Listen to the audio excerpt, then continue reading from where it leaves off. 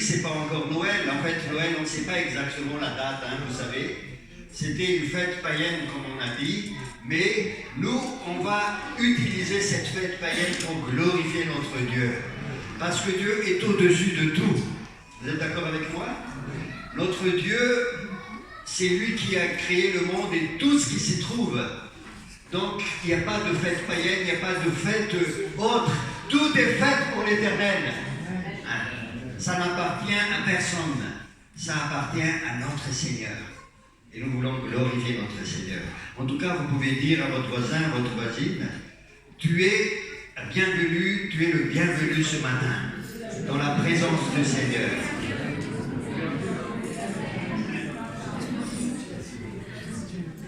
Alors peut-être que tout le monde ne se connaît pas encore, mais c'est pas grave. L'essentiel, c'est d'être dans sa présence. Quand on est dans la présence de Dieu, eh bien, les barrières tombent, les forteresses s'écroulent, et on est dans la communion fraternelle, n'est-ce pas? Et c'est ça qui est formidable. Ça aussi, c'est le miracle de Noël. Dieu présent parmi nous, qui change notre vie et aussi notre rapport avec ceux qui sont autour de nous. Alors, comme ça a été dit ce matin, que Noël, n'est que le début. C'était pas la fin de la vie de Jésus, vous êtes d'accord avec moi? C'était le début de sa vie. Il est né à Noël. Mais il veut faire des choses dans notre vie. Son ministère a duré combien de temps? 3 ans. Quand il avait 33 ans, là, ça s'est accéléré. Et je pense que Dieu était en train de nous préparer. Et maintenant, comme disait notre frère, c'est une parole prophétique. Moi, j'aime bien les paroles prophétiques parce que nous sommes un peuple de prophètes dans la Nouvelle Alliance. Nous sommes un peuple prophétique. Et donc, ce qu'il disait tout à l'heure, c'est que Dieu va faire naître en nous toutes les choses que l'ennemi a bloquées. La nouvelle naissance, la résurrection des différentes choses dans le domaine de notre vie. Et pourquoi on peut faire ça dans notre vie? Parce que Jésus est venu. Jésus est venu à Noël, c'est le début. Mais nous avons un héritage derrière. Et notre héritage, il faut que nous nous approprions de tout notre héritage. Et il y a beaucoup de domaines dans notre vie qui sont encore des domaines où Dieu n'est pas le maître complet, où Jésus n'est pas le roi pleinement. Alors, ce matin, le Seigneur m'a dit, Noël, c'est le début. Tu vas amener le peuple de Dieu à aller plus loin, à s'approprier de son héritage et de rentrer pleinement dans son héritage. J'ai prêché plusieurs fois, plusieurs dimanches, le message de la croix. Parce que le message de la croix, Jésus il est venu pourquoi sur la terre? Il est venu pour mourir à la croix. Donc Noël, c'est le début, mais pour nous emmener à la croix. Parce que c'est à la croix qu'il nous a gagné toutes les victoires. Amen. Premièrement, la victoire sur notre état de perdu. Il nous a déclaré juste parce que nous avons reconnu qu'il est mort pour nos péchés. Ça, c'est la première chose. La deuxième chose, il a transformé notre vie. Ce qu'il a gagné à la croix, il l'a appliqué à ma vie et je suis crucifié avec Christ. Ce n'est plus moi qui vis, c'est Christ qui vit en moi et je suis transformé jour après jour à son image. Pas simplement justifié, mais transformé. Justifier, c'est une chose, mais transformer, c'est encore mieux. Justifier nous permet de rentrer dans le ciel, mais transformer nous permet de refléter la gloire de Dieu sur notre vie. Et en plus de ça, il nous a donné l'autorité sur le diable.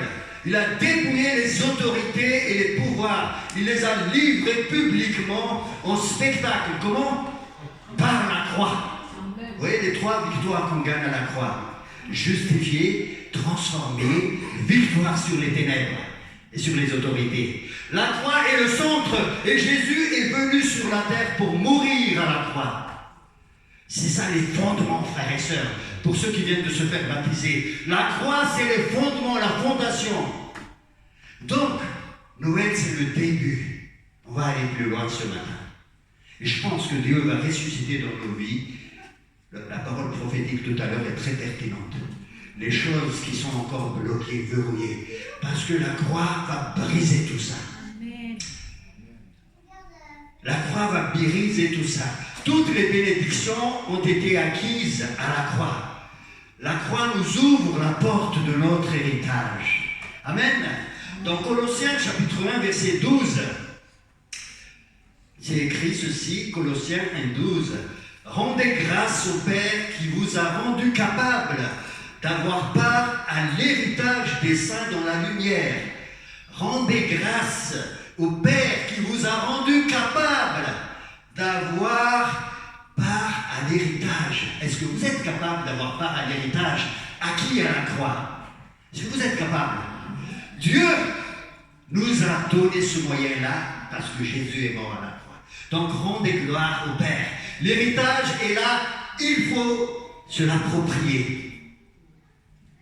Les différents domaines de notre vie qui ne sont pas encore au Seigneur, il faut les amener au Seigneur. Dis à ton voisin, tu es capable d'avoir part à l'héritage des saints. La croix te rend capable. La croix te donne l'autorité. Alors la question qui se pose, est-ce que tu t'es approprié de tout ce que tu as? C'est ça la question. Est-ce que je me suis approprié de tout ce que j'ai hérité de mon Père? Et ce matin, on va y aller, frères et sœurs. Alors, Josué, vous savez, Josué dans l'Ancien Testament, qu'est-ce qu'il a fait, Josué? Qu'est-ce qu'il a fait, Josué? Il a amené le peuple dans la terre promise. La terre promise, c'est l'héritage du peuple d'Israël. Vous êtes d'accord avec moi? Alors, le nom de Josué, en hébreu, Yoshua, qui veut dire éternel et salut. Le nom de Jésus, en hébreu, Yeshua, qui veut dire éternel sauve. C'est exactement la même chose. Et Josué amène le peuple pour prendre son héritage. Jésus amène le peuple de la nouvelle alliance pour prendre son héritage. Jésus veut dire en grec Dieu sauve. Insou. Jésus nous amène pour que nous puissions nous approprier de l'héritage. Donc Josué dans l'Ancien Testament est le type de Jésus. Préfigure Jésus-Christ. Et au travers de la vie de Josué, au travers de ce qu'il va faire, nous allons comprendre comment il va nous amener aussi, Jésus, dans la nouvelle alliance, à notre héritage. Donc nous allons ouvrir le livre de Josué ce matin. Josué, chapitre 1er, à partir du verset 1er jusqu'au verset 11. Vous avez tous votre Bible. C'est bien de lire la parole de Dieu, c'est très important. C'est pas grave. Mais vous avez votre Bible, du moins soit sur un smartphone, soit la Bible en papier. Alors, après la mort de Moïse, serviteur de l'Éternel, l'Éternel dit à Josué, fils de Nun, assistant de Moïse, Moïse, mon serviteur, est mort. Maintenant, lève-toi, traverse le Jourdain, que voici, toi et tout ce peuple en direction du pays que je te donne. Que je donne aux Israélites. Je suis allé très vite. Il dit que je te donne. Que je donne aux Israélites. Tout lieu que foulera la plante de vos pieds, je vous le donne. Comme je l'ai dit à Moïse. Vos frontières s'étendront depuis le désert et le Liban que voici, jusqu'au grand fleuve, le fleuve de l'Euphrate, tout le pays des Hittites et jusqu'à la grande mer au soleil couchant. Nul ne tiendra devant toi tous les jours de ta vie. Je suis avec toi comme je l'étais avec Moïse.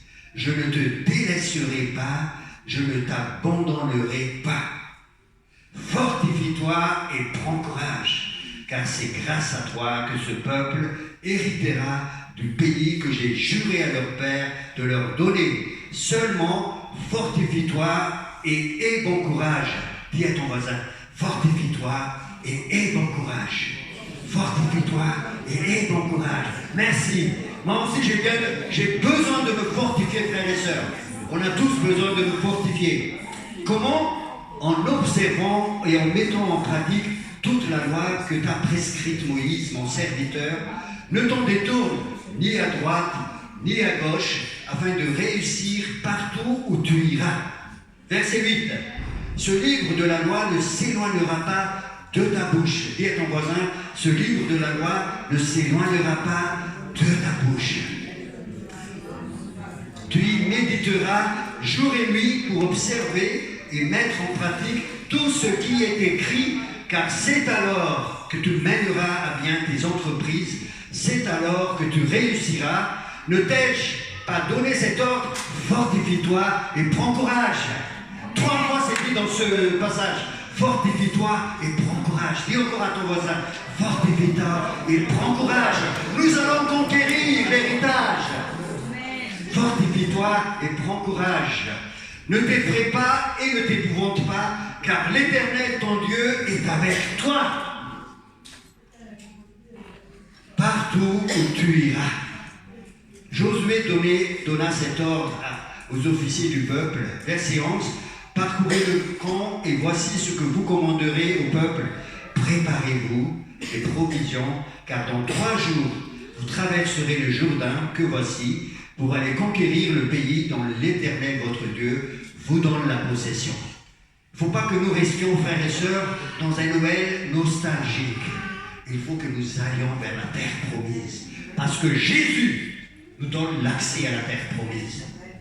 Voilà, la destinée de Jésus sur la terre, c'est de nous amener vers la victoire, la terre promise. Donc je vais traiter 3 points. Le premier, les promesses de l'héritage. C'est important, Dieu nous a promis l'héritage. Le deuxième, Dieu donne l'héritage. Le troisième, fortifie-toi et prends courage. Et confesse que cette parole ne s'éloigne pas de ta bouche. Confesse les paroles prophétiques parce que vous êtes un peuple prophétique. Déclare. Et enfin, 4e point, tu seras l'appel aussi, l'action de foi. Maintenant que tu as la promesse, Dieu donne, tu professes maintenant, tu vas par la foi et tu rentres vers la terre promise. Amen. Est-ce que tu es prêt ce matin? Waouh. Amen. Il faut se préparer. Les 4 des Israélites, 3 jours. Mais nous, c'est tout de suite. On y entre. Parce que c'est fait. Alors, premièrement, les promesses de l'héritage. Genèse, chapitre 15, versets 16 et 18. Dieu a promis. C'est pas Dieu a improvisé. Il a promis. Et il a promis des choses pour toi dans ta vie. Il faut que tu y entres. Il faut faire éclater tous les domaines qui ne lui appartiennent pas pour le moment. Alors, Genèse chapitre 15, versets 16 et 18. Là, il parle à Abraham. Abraham, donc, le père de Isaac, de Jacob. Et voilà ce qu'il dit à Abraham. Toi, tu mourras en paix. Tu seras enseveli après une heureuse vieillesse. À la 4e génération, ils reviendront ici. Abraham était en terre Canaan. Et à la 4e génération, ils reviendront ici, car c'est alors seulement que la déchéance morale des Amoréens aura atteint son comble. Verset 17, quand le soleil fut couché, l'obscurité devient profonde, alors une fournaise fumante et des flammes passèrent entre les animaux partagés. En ce jour-là, l'Éternel conclut une alliance avec Abraham en disant « Je te donne ce pays à ta descendance depuis le fleuve d'Égypte jusqu'au grand fleuve, à savoir l'Euphrate. » Dieu conclut une alliance avec toi, la nouvelle alliance, le sang de Jésus. Dieu conclut une alliance avec toi. Il s'engage parce que celui qui s'engage au travers du feu, il a partagé en 2.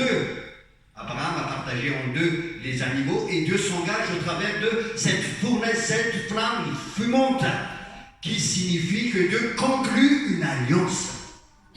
Dieu conclut une alliance avec toi et qu'est-ce qu'il dit? Je donne. Il te donne, frères et sœurs, il te donne la victoire. La croix, c'est la nouvelle alliance. Dieu nous donne au travers de l'offrande de son Fils, le sacrifice. Son Fils a été brisé en 2, coupé, séparé, et Dieu s'engage. Il te donne la victoire. Alléluia. Exode chapitre 3, verset 8, la suite. Dieu promet, mais il continue à valider, à confirmer sa promesse. Ça, c'est 4 siècles avant l'entrée en terre promise. Vous avez eu 4 siècles, excusez-moi, 4 générations. 4 générations, c'est beaucoup. Il a fallu attendre longtemps. Mais quand le kairos de Dieu arrive, les choses s'accélèrent. Retenez ça bien.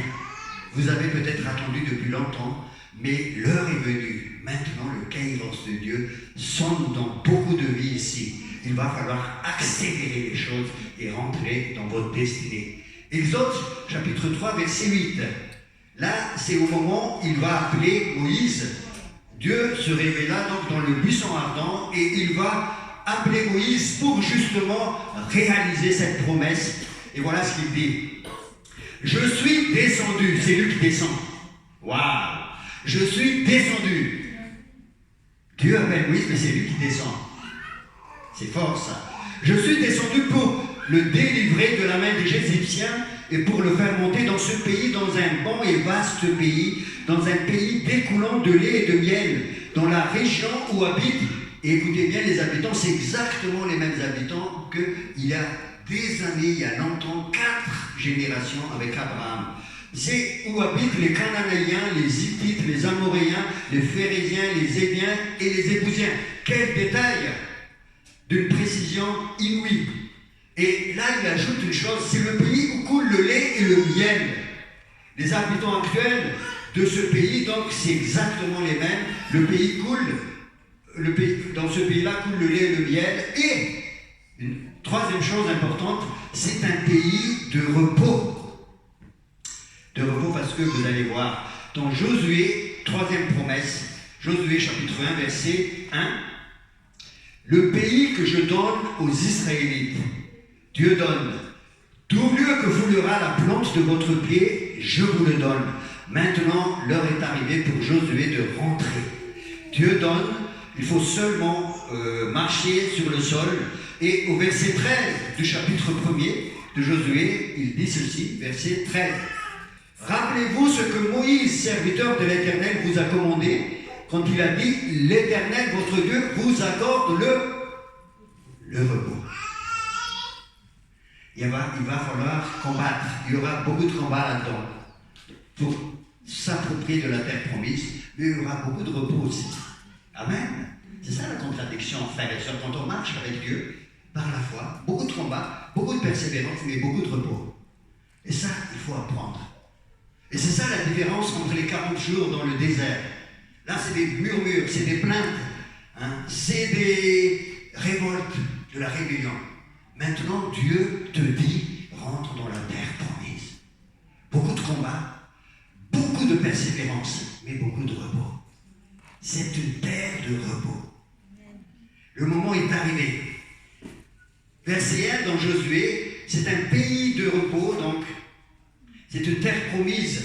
C'est une vie de victoire que Dieu veut te donner maintenant. L'entrée dans la terre promise, maintenant, frères et sœurs, c'est une entrée dans une vie de victoire. C'est important, ça. C'est une vie de victoire. C'est la période des enfants d'Israël où il y avait beaucoup de combats, beaucoup de confrontations avec les peuples, les ennemis, mais beaucoup de victoires aussi. Car l'Éternel combattra pour vous, et vous, gardez le silence. C'est pour ça qu'il y a un repos. Et c'est ça ce qu'il a dit à Moïse, dans Exode chapitre 14, verset 14, je vous ai dit bien, l'Éternel combattra pour toi, et toi tu gardes le silence. Et tu verras qu'il y a du repos là-dedans. Il y a du repos. La bataille ne t'appartient pas. La bataille ne t'appartient pas. Dis ça à ton voisin. La bataille ne t'appartient pas. La bataille appartient au Seigneur. Alors, beaucoup de combats, beaucoup de victoires et beaucoup de repos. Dis à ton voisin, beaucoup de combats, beaucoup de combats. Ne cherche pas à éviter les combats. Beaucoup de victoires. Alléluia. Et toujours en repos. Ça, c'est les promesses. Maintenant, Dieu donne. Dieu donne. Verset 2, dans Josué. Moïse, mon serviteur, est mort. Maintenant, lève-toi. traverse le Jourdain que voici, toi et tout ce peuple en direction du pays que je donne. C'est Dieu qui donne. C'est Dieu qui donne, c'est pas toi. C'est une façon de dire approprie-toi. Mais Dieu a déjà donné. Dieu donne. Verset 3. Tout lieu que foulera la plante de ton pied, je te le donne. Dis à ton voisin, il l'a déjà donné. Tout lieu que foulera la plante de tes pieds, je te le donne. Dieu donne. Dieu prend l'initiative. C'est ça la grâce de Dieu. Qui veut vivre encore avec ses efforts ici? Alors là, tu retournes dans l'ancienne alliance. La grâce de Dieu, c'est il donne. Il donne. Il donne. Éphésiens chapitre 2, versets 8 et 10. C'est par grâce que vous êtes sauvés, par le moyen de... La foi permet de saisir.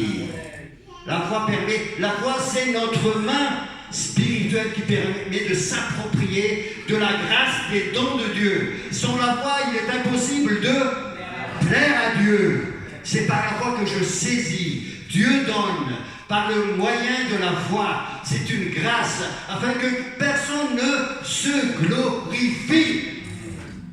Je ne peux pas me glorifier. C'est une grâce. Jésus, quand il est mort à la croix, il a dit ceci dans Jean chapitre 19, verset 30. Tout est accompli. Ça veut dire ce que ça veut dire. Tout est accompli. En grec, tétélestai. Et qu'est-ce que ça veut dire? Ça veut dire que, en fait, le terme tétélestai, c'est quand tu as une dette et que tu n'arrives pas à payer, et à la fin, quand tu arrives à payer, sur les transactions commerciales, sur les feuilles, à cette époque-là, on marque tétélestai. Ça veut dire que tout a été soldé. Le compte est bon. Il n'y a plus de dette. Jésus a tout payé. Jésus donne. Il n'y a plus de dette. Tout est accompli à la croix. Ce qu'il faut maintenant, Dieu donne, c'est son initiative. Je prends par le moyen de la foi. Et je martèle encore, frères et sœurs, c'est pas par tes efforts, c'est le moyen de la foi. Sache que c'est Dieu qui donne. Toi, tu sais, c'est par la foi. Sans la foi, il est impossible de plaire à Dieu. Dis ça à toi. Dis ça à toi plusieurs fois. Sans la foi, je ne peux pas plaire à Dieu. Je ne peux pas plaire à Dieu sans la foi. Donc, cesse de gesticuler, de faire des efforts. Reçois, prends par la foi. Et proclame. Nous allons voir tout à l'heure. Alléluia. Maintenant, fortifie-toi et prends courage. 3 fois dans ce passage, fortifie-toi. Pourquoi? Parce que nous ne réalisons pas ce que Dieu a fait pour nous. Il a déjà tout accompli. Il a déjà donné les promesses. Il suffit juste de poser les pieds et de rentrer. Mais on a du mal. Il y a beaucoup de gens qui ont du mal ici ce matin. Vraiment à rentrer dans l'héritage. Il suffit juste de poser les pieds. Et comment faire? Être fortifié, être sûr et dire Seigneur, je saisis. C'est ça. Pour le domaine de ma vie qui est ceci, je déclare et je me fortifie et je saisis mon héritage. Pour le domaine qui a besoin d'une nouvelle naissance, comme disait notre frère, je saisis mon héritage. Je me fortifie. Je me fortifie et je prends courage en toi. Ne t'effraie point, ne t'épouvante point. Parce que grâce à toi, ce peuple héritera du pays. Tu n'es pas le seul. Il y a beaucoup de monde derrière nous qui ont besoin du Seigneur. Mais grâce à toi, quand tu rentres, tout le peuple derrière va hériter du pays. Vous êtes tous appelés à être des Josué ici ce matin. Parce que vous avez un message à donner à ce peuple derrière nous. Vous n'êtes pas des peuples pour chauffer le vent. Cet après-midi, on va mettre le feu à Boulogne. Parce que vous êtes des peuples qui vont amener le monde dans la terre promise. Vous êtes un peuple qui a été racheté afin d'annoncer les merveilles de celui qui nous a appelés des ténèbres à son admirable lumière. Alléluia. 1 Pierre chapitre 2, verset 9. Jésus nous a rachetés pour que nous proclamons les merveilles de ce qu'il a fait à la croix. Alors, Qu'est-ce que vous avez eu pour accomplir cette promesse? Fortifie-toi et prends courage. Pourquoi? Parce que Dieu a déjà donné son esprit en toi. Alors, on va lire un texte dans Éphésiens chapitre 1, versets 13 et 14. Éphésiens 13 et 14. Vous allez voir qu'il s'agit encore ici de l'héritage, le Saint-Esprit en nous. Éphésiens 1, 13, 14. En lui, vous aussi, après avoir entendu la parole de la vérité, l'évangile de notre salut, la croix, en lui, vous avez cru et vous avez été scellés du Saint-Esprit. Waouh! La marque de fabrique de Dieu a été posée sur vous. Vous avez été scellés du Saint-Esprit qui avait été promis. La promesse de Dieu était avant, maintenant l'heure est arrivée. Jésus envoie le Saint-Esprit, vous avez été scellés. Vous avez reçu le cachet de Dieu, le Saint-Esprit qui avait été promis, verset 14, lequel est un gage. Un gage, ce sont des arts, de notre héritage. Vous voyez, on parle encore d'héritage. L'héritage céleste, le royaume céleste. Mais dès ici-bas, Dieu donne déjà le gage, la garantie, la caution. C'est quoi? C'est le Saint-Esprit en nous. Dis à ton voisin, j'ai déjà la part de mon héritage, le Saint-Esprit en moi. Le Saint-Esprit en moi. Le Saint-Esprit est notre garantie que nous avons déjà notre héritage. C'est une avance que Dieu a fait dès maintenant. Le Saint-Esprit est là. Le royaume de Dieu est parmi vous et en vous. Le royaume de Dieu est là. Dieu se sert du Saint-Esprit pour vous assurer qu'il est avec vous. Et c'est pour ça que tout à l'heure que je disais, nous sommes un peuple prophétique. Racheté mais prophétique. Dans l'Ancien Testament, Moïse, il voulait que tout le peuple de Dieu soit tous des prophètes. Vous vous rappelez dans Nombre, chapitre 26, je crois, peut-être qu'on y reviendra tout à l'heure, mais dès maintenant, quand l'apôtre Paul il parle de notre adoption, dans Romains chapitre 8, verset 15, il dit ceci, vous n'avez pas reçu un esprit de servitude, d'esclavage comme dans l'Égypte, pour être encore dans la crainte. Est-ce qu'il y a encore des gens dans la crainte ici? Fortifie-toi et prends courage. Pour être encore dans la crainte. Mais vous avez reçu un esprit d'adoption par lequel nous crions Abba Père. Nous déclarons, nous prophétisons, nous proclamons, voilà l'esprit de prophétie. Je suis enfant de Dieu. Je ne suis plus esclave. Je ne suis plus sous la domination du monde, de l'esclavage de Satan, de la chair. Je suis enfant de Dieu. Alléluia. Dis à ton voisin, tu es enfant de Dieu. Tu es héritier. Tu es co-héritier avec Christ. Alléluia. Alléluia. Vous savez, dans l'Ancienne Alliance, quand les enfants d'Israël ont essayé donc d'aller dans cette terre promise, Dieu a demandé à Josué, à Moïse, d'envoyer 12 espions. Et vous, c'est dans Nombre, chapitre 13, vous connaissez l'histoire, ils n'ont pas pu entrer parce qu'il y en avait 10 qui étaient dans l'incrédulité totale, qui ne croyaient pas en cela. Il y avait juste Josué et Caleb qui sont entrés 40 ans après. Les 10 ne pouvaient pas entrer. Pourquoi? Parce que voilà ce qu'ils ont dit. Écoutez-moi bien. Nombre, chapitre 13, verset 33. Ce n'est pas la peine d'ouvrir votre Bible. 13, 33. Nous avons vu des géants, des enfants d'Anak, de la race de géants. Nous étions à nos yeux et à leurs yeux comme des sauterelles. Nous étions à nos yeux, quand ils se sont regardés, ils disent, oh, mais nous sommes des sauterelles. Et les géants, ils regardent, oh, mais des sauterelles. Tout ça, ce sont des mensonges du diable. Jésus a brisé ça à la croix. Nous ne voulons plus nous regarder comme des sauterelles. Dis à ton voisin, je suis fils, je suis fille, je suis une créature merveilleuse. Je suis un ambassadeur. J'ai été racheté. Je suis le temple du Saint-Esprit. Tout ce que je dis là, c'est dans la Bible. Hein. Je n'invente point.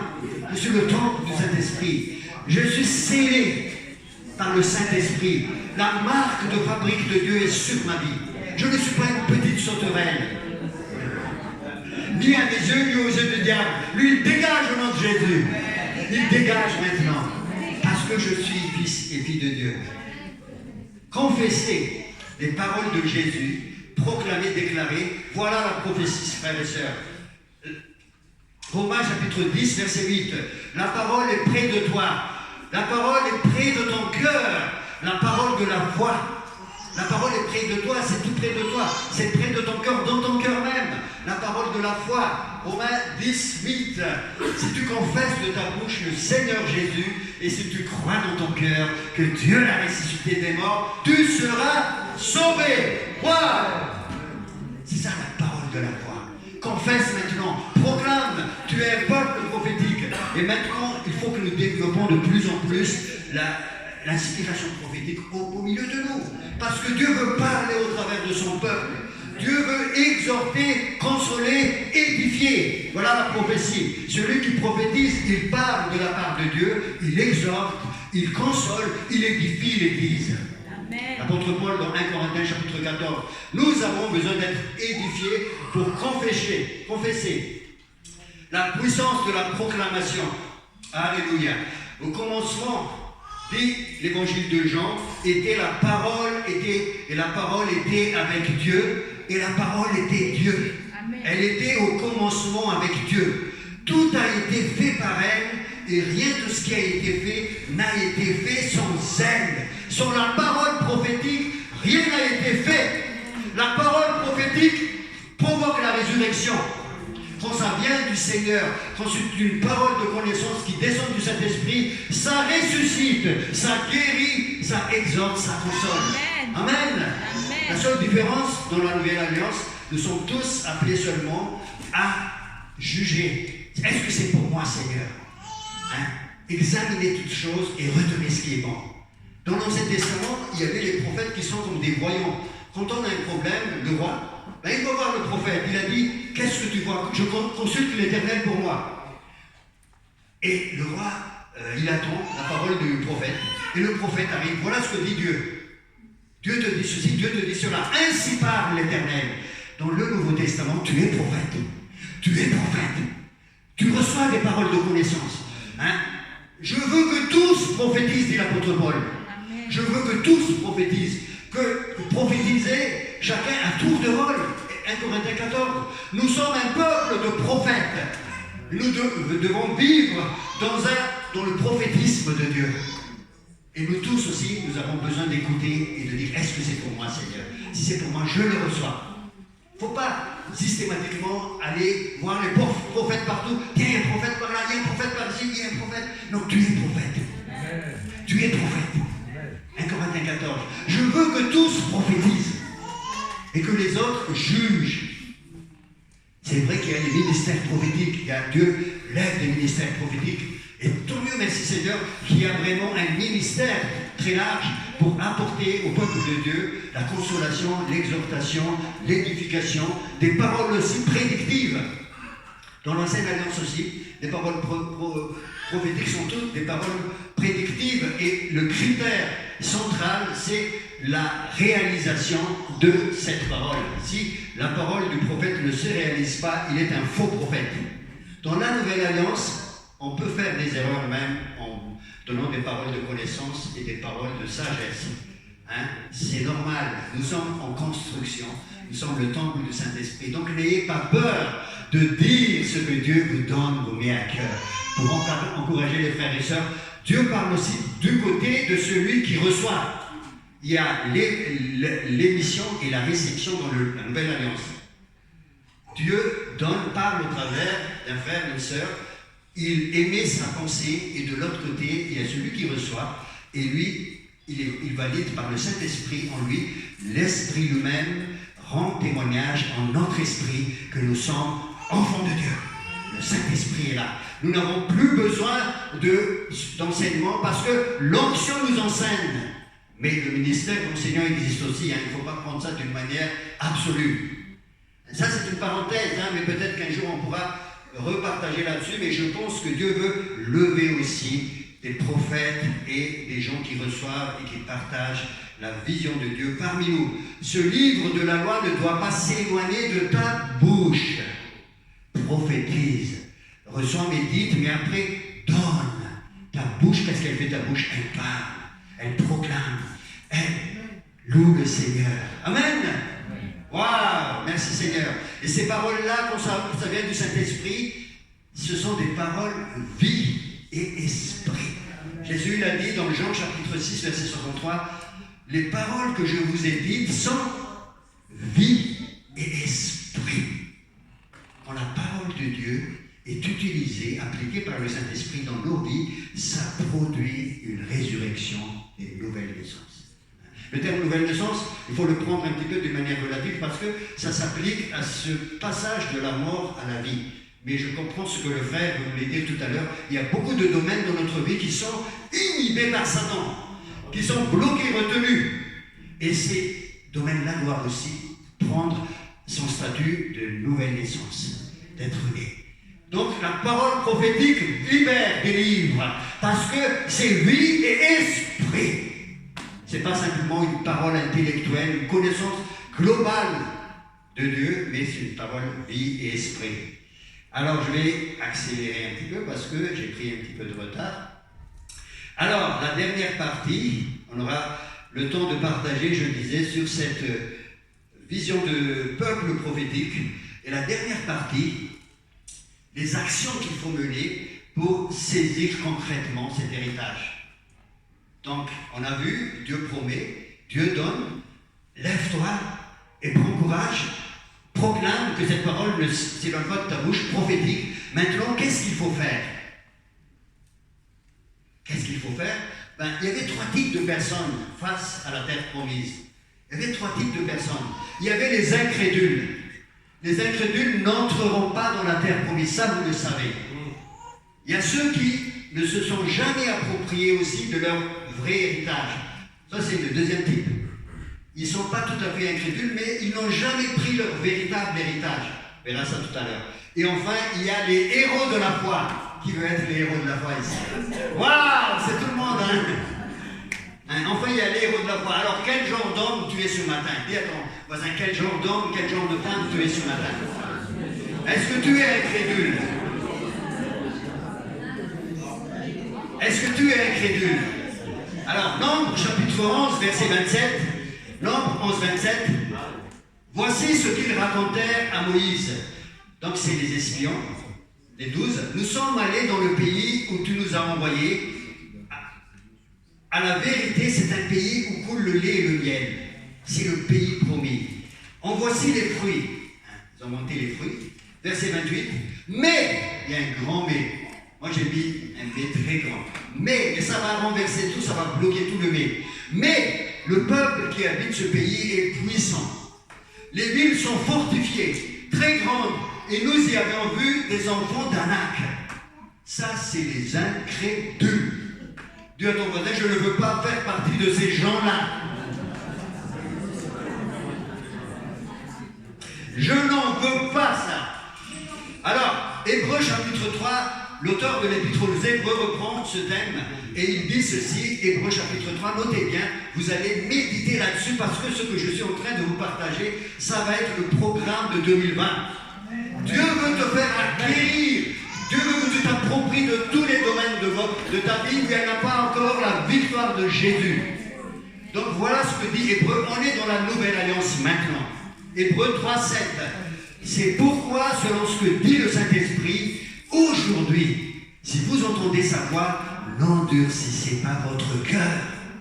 Comme lors de la révolte, au jour de la tentation dans le désert. Là, l'épître aux Hébreux remonte les choses qui étaient dans l'ancienne alliance.